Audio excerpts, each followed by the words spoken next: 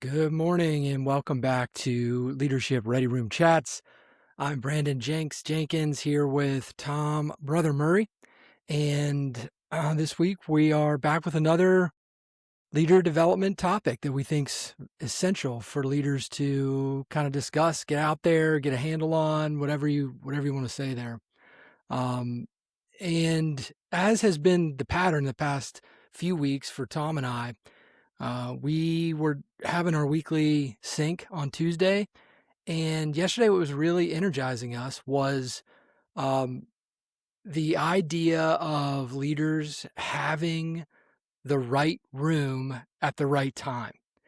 And real quick, right room, right time. Tom, like, what comes up for you when I say being in the right room at the right time? What does that even mean? At its simplest, Brandon, to me, that means surrounding yourself with the right people for, where you are in your life yeah, I'll just keep it that simple. Surrounding yourself with the right people. Okay. Yeah, and I would add to that, right room, right time. It's, I think, especially valuable for leaders who find themselves operating at a new level. For example, moving from individual contributor to now they have a big team to lead. Or man, something that weighs heavy on me and you, I think, in the last couple years is leaders moving from one context to another. And for you and me specifically, I'm talking about transitioning from the military, 20 plus years in the military, to now being a leader in the civilian world. Huge change in context, right? And so I think during those types of times in a leader's life, it is especially stressful, right? New context means some of the stuff that you were doing before might not be working anymore. It means that you may have to think about things a little bit different. Maybe it would be helpful to have some different perspectives. And so I think then that leads to, at these critical times, having the right people around you, quote, the right room. Dude, it is, I mean, it's hard to quantify how valuable that really is. What do Well, you I think? think, yeah, I think that so often, and I did this, and I know many others that have as well.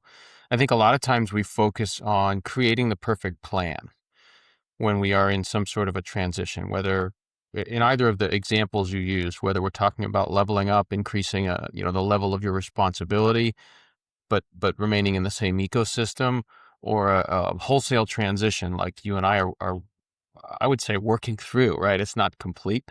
Maybe it never will be. And while you and I both put a lot of time and effort and energy into forming a plan, I think the plan is way less important than the people around you during those moments. And moment is not a second, a minute, an hour. It can be months, years long. So during that time, the people matter more than the plan, because a good plan without the right people around you, supporting you, encouraging you, challenging your assumptions, a good plan may still fail. And a bad plan, or maybe a plan that's not quite aligned with you, your values, your identity, um, in a scenario where you've got a quote bad plan, but that you're surrounded by the right people, that you're in the right room, well, they're going to challenge you. They're going to help you grow through that and likely work into a better plan, and then hold you accountable to its execution. So, man, the people matter so much. And I think you and I have a good perspective on it. We talk all the time, and we have some folks that help us on a regular basis as well. Uh, what are some of the things? What are some of the traps? Maybe some of the risks associated with not being in the right room. We've hit on a few of them. What comes to mind for you? Why does this matter so much? Man, well, I immediately think of transition and I think just the feeling of being alone. We've talked on Leadership Ready Room Chats before, brother, about how leaders in general tend to can fall into feeling like they're alone or isolated at the top, like the weight of the world's on their shoulders. And what just popped up for me there about having the right people around you is when you transition into a new context. Now it's can be completely disorienting, especially from an identity level, right? Even if you've done a lot of identity work, core values, passions, purpose, like you really have a lot of self awareness. When you shift context like that completely, it can be really disorienting. And if you're alone on top of that, you, it's easy. I mean, you and I have the support. We have the right people in our corner. And still, there are days where I feel like I am just out here doing this all by myself. Like, holy crap, what am I going to do? I have no business doing this by myself. When am I going to hang things up and just go look for a job? You know what I mean? Like, and we have the right room, right? Like, so at least minimum weekly, we can go to each other and bring this kind of stuff up, talk through it, get a different perspective from some other folks who maybe a few steps ahead of us, right? Or going through it together even helps, because then we can share each other's perspectives. Uh, That's uh, what came to I mean, mind I, right away, brother. I'm smirking over here because this, an hour ago, not even an hour ago, I caught myself thinking, here I am surrounded by people. I talk to people constantly, basically from the time I wake up until the time I go to sleep, trying to keep up with text messages and emails and phone calls and meeting people in person. That's all I do. And I found myself thinking, isn't it odd to be surrounded by so many people and to often feel so alone, right? Very much what you're talking about. And, uh, and to double down on it, we are surrounded by the right people. I really do believe that the people that you and I associate with, right, including one another and some of the groups we're a part of, they are the right people. They do challenge us. They do challenge, they help work through problems. They help us grow. And yet I still feel like that. So I can't imagine how I'd feel without that. Um, I know I've got, on those days when I do think to myself, I feel alone today. I don't know how to tackle this. I don't know what to do. This is hard. Well, I do have an option. I reach out to the guys, and not having that, I think, would be so disorienting. And we talked a little bit about that yesterday as well. Uh, what what a difference that has made on the journey. Yeah, well, I'm very thankful for it. Thankful for being in Yeah. the right room. Um, you hit on some of the reasons why transitions can feel isolating, kind of regardless of the nature of the transition. I think one of the things, and we haven't said it probably, but we're implying it, is that the right room helps you orient because of often of shared context, right? So, you and I have said now a couple times we do feel like we're in the right room, but what makes it the right room, right? And I think shared context is an important part of that. Someone who understands the path you're on. You were talking about this a minute ago, somebody that maybe has already walked that path or has experienced that journey, maybe is a little further along. I think one of the other key elements is people that are willing to challenge you, people that are willing to say, is that the right idea? Is that the right plan? Have you considered this?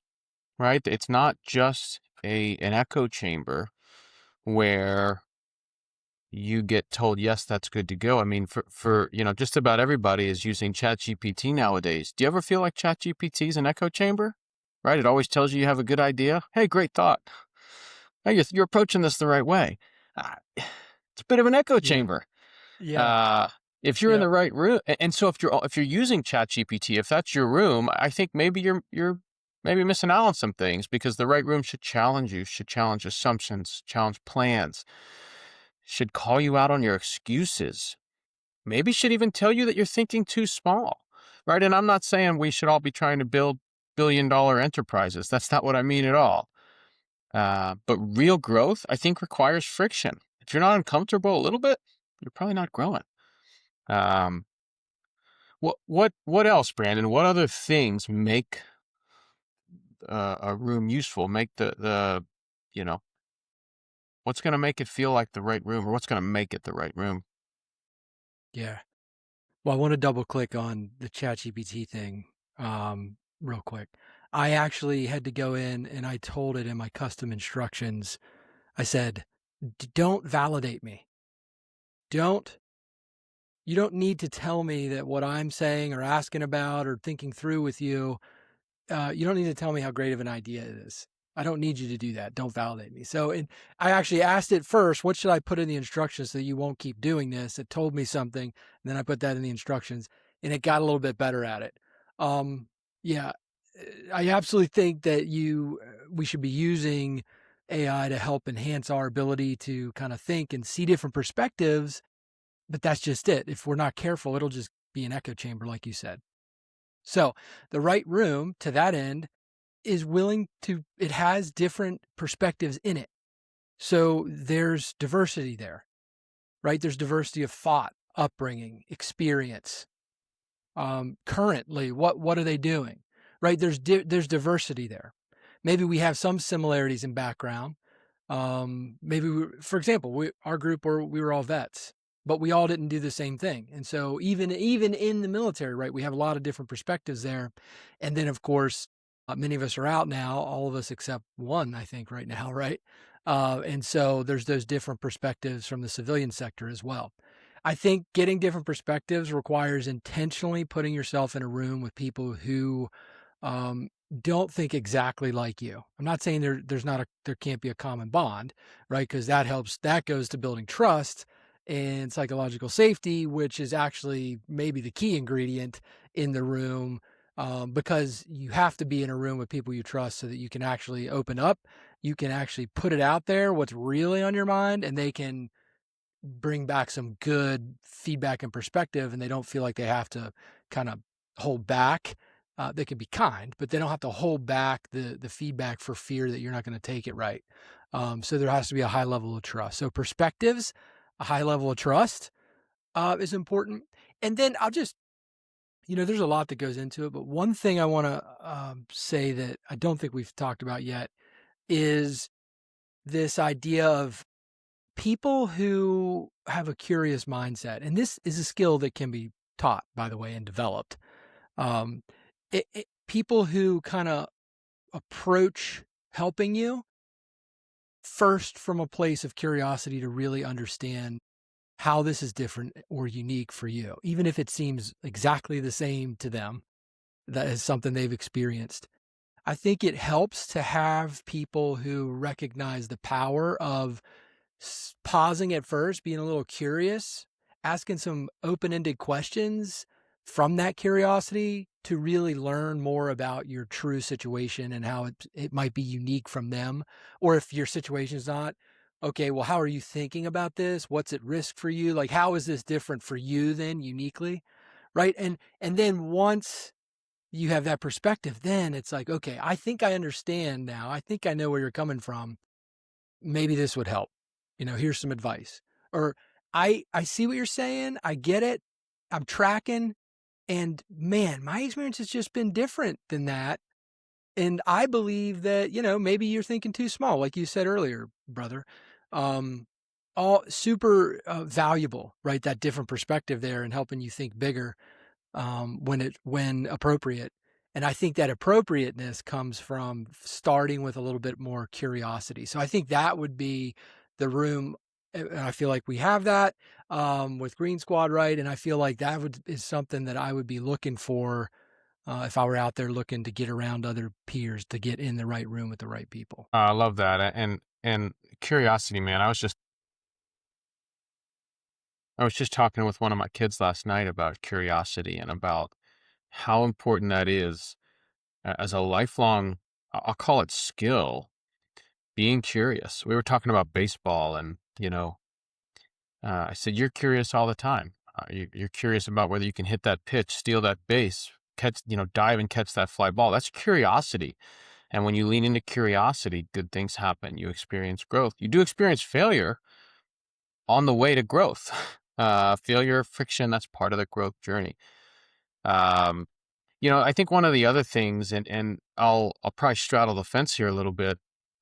One of the other things that I often think about with the room and being in the right room, and you know, I'm unique, right? I'm walking my own path. I'm on my own journey. No one else will walk the same journey, and I believe that. I also believe that many people have walked a similar path, and I can learn from them. And I think both of these things can be true. I'm unique. You're never going to understand completely what I'm going through.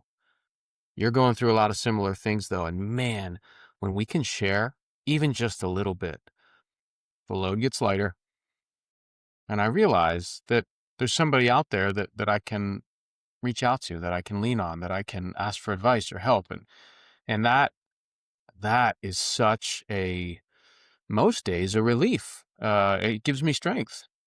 I know that if I'm struggling, I can pick up the phone and call you and just talking for a few minutes. Oh yeah, that's right. Yeah, Jenks is going through something similar. Yeah. All right, cool. Sucks, but thanks for being there, right? And that is so powerful, Brandon. I almost feel like I'm going in circles here, because a lot of these things that come up for me are very, very similar to the stuff you're describing. I'll offer one more thought, and then I'll flip it back to you.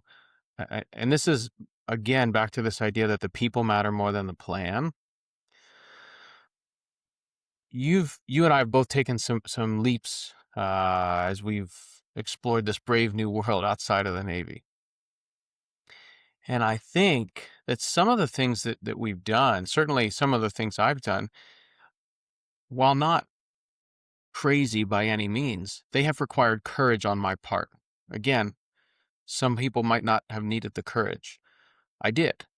And having the room, having the right people around me, enabled me and motivated me, gave me the courage to do those hard things.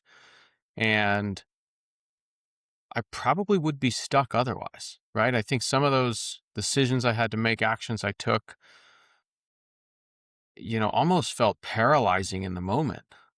But man, talking to the right people, talking to Green Squad gave me the courage. And it turns out, of course, it was the right decision, right? I knew it all along. And having that team behind me was so impactful. So I'll flip it back to you. What's coming up for you?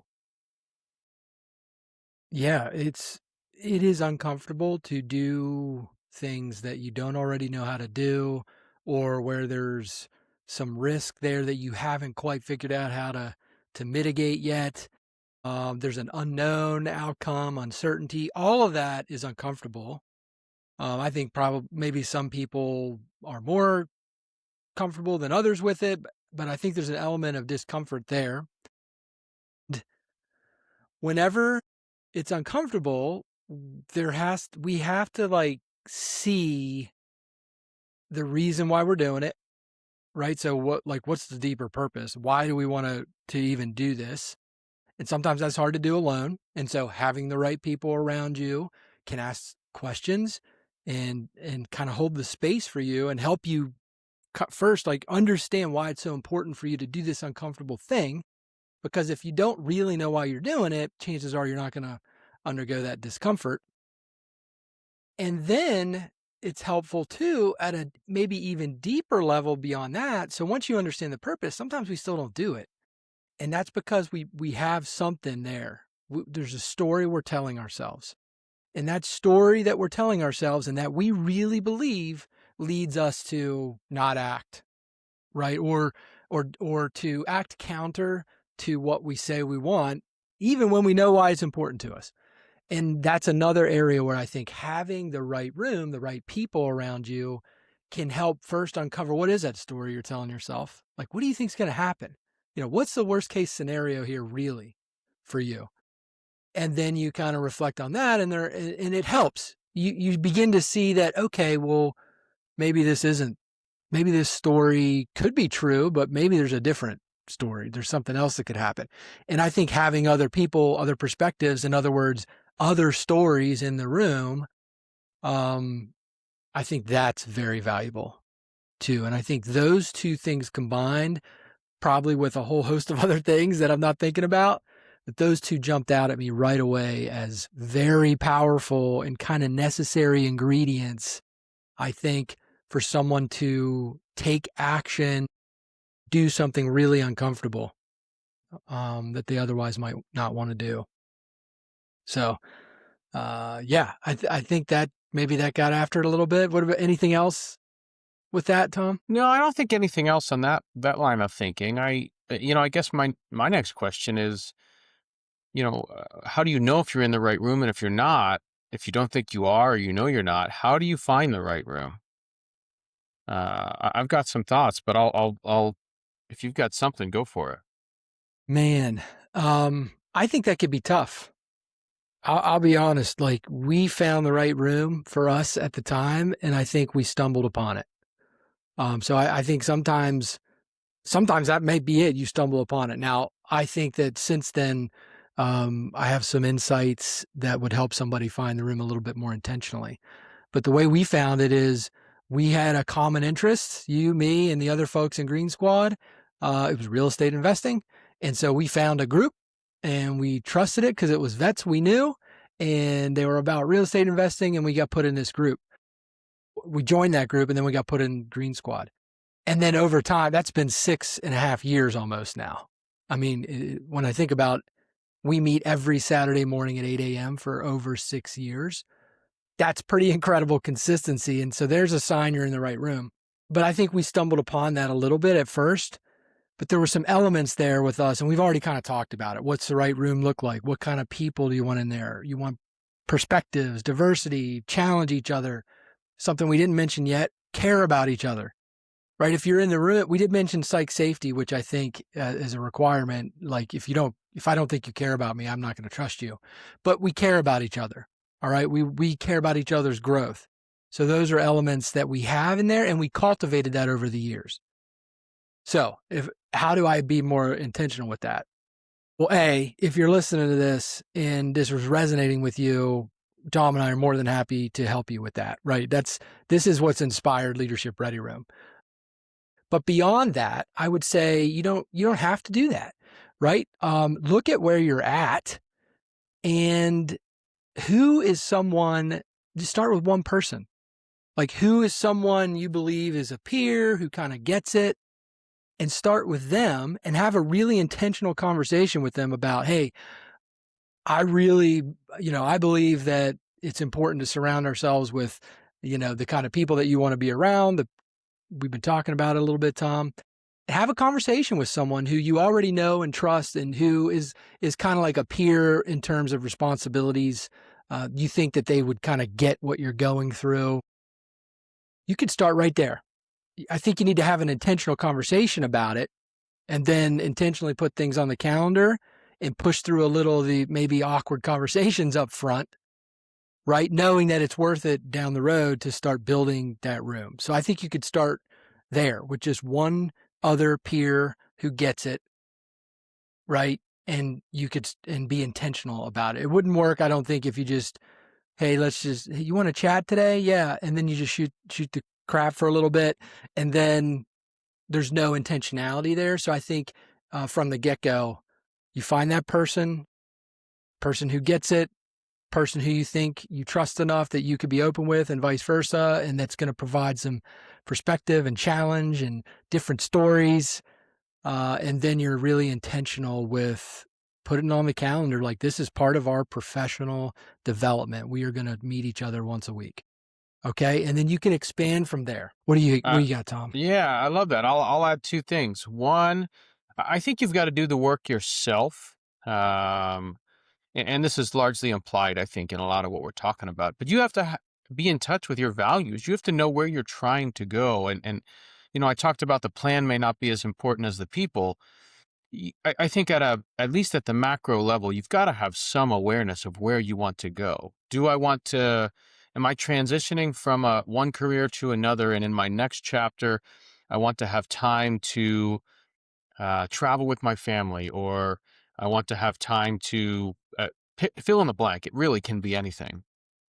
So you've got to be in touch with yourself. What matters to me? How do I want to spend my time? What values are important to me? So that, I think, is pretty high up on the list of things to tackle in terms of the order of things. And the other piece that we haven't, I don't think, explicitly named is vulnerability, very much tied to psychological safety, um, in that it's a byproduct, I think, of psychological safety. But as you were talking about, maybe in that, as you start networking, as you maybe start to try to find a group, a peer, someone that can be part of this right room for you. If you're not being vulnerable with one another, I think you will not, you know, I think things will never click. The load won't get lighter and you won't have meaningful progress. So, vulnerability, right? This is really what's important to me, or this is really what's bothering me today. And if you can't name that, you got to do the work yourself first. And then once you can name it, you've got to be willing to share. And I think those things will really allow that growth and that feeling of safety and support. Um, Man, what uh, I've really enjoyed these last couple weeks where we have done our own. Uh, we're having our own sort of private discussions here the day before, and then the stuff that's important to us in that conversation, uh, we're sharing. I these last couple have felt real good for me, Brandon. I'll flip it back to you as we're getting short on time here. Yeah, brother. Me too, man. I think a lot is to be said from what's energizing or de-energizing you right now, what's heaviest right now, what's present for you right now, like what is alive in you right now. That's the kind of stuff then that you want to explore a little bit more. And I think that we're seeing that. So I'm with you. That resonates with me 100%. I'm totally with you, man. These last few have been, I've just felt maybe even a little more energized than I was before. Yeah. And I can't, the vulnerability piece is huge. And that goes into like when you're looking for this group, there does need to be an initial sense that, man, this is a group that I could really trust. Maybe I'm not going to tell my whole life story like the first minute that I meet them, but there's a sense, you get a sense that, yeah, these are kind of my people. And that can be tough, which is why I suggested maybe you could just start with one other person, first. And that's a little bit easier for you to know already, if it's somebody that you could kind of trust and open up with. I do suggest it's not someone too close, like spouse or your number two at your organization, right? You want to love enough space to where you could actually vent about some of that stuff and explore some of those topics that are that close to you. You could explore them and feel a little bit better about it than if it were you actually talking to your number two at the organization or something like that. Um, so a little bit removed, but enough to where you would trust them, right? And in an example for Tom and I is when we were CEOs in naval aviation, there were several other commands on the seawall with us. And so there were other COs. We had Green Squad, right? That wasn't other COs, but except me and Tom, but there were other COs on the seawall too that we could have, like, there were several that I felt like I could have these types of conversations with. So, anyway, I thought I would throw that in there too, in case you're thinking, oh, I'll just get my spouse to do this with me. And it could work, but maybe not. And with that, I think we're there, brother. I think we're kind of at the end of this one this week. As always, we could go a lot longer. But I think this is enough to like get the wheels turning for those leaders out there who are maybe operating in a new level, new context, military to civilian, one organization to another in the civilian sector. I think this gives a lot of gets the wheels turning there. So if this resonated with you, as always, please don't hesitate to reach out to me or Tom. We would love to continue the conversation. And Tom and I have been kind of in this group for 6.5 years. We have sometimes it helps to have somebody who can facilitate a group like this getting started. It like I said, we kind of stumbled upon it. But sometimes it helps to have someone who's done it, stumbled already, and has seen what works for 6+ years of doing this, and to be in the room with you at first, just to help you kind of learn a little bit about the dynamics and, some peer coaching, a coaching style, like what that even means. So we are happy to talk to you about it. We love this. This is a passion of ours. We will help you find the right room.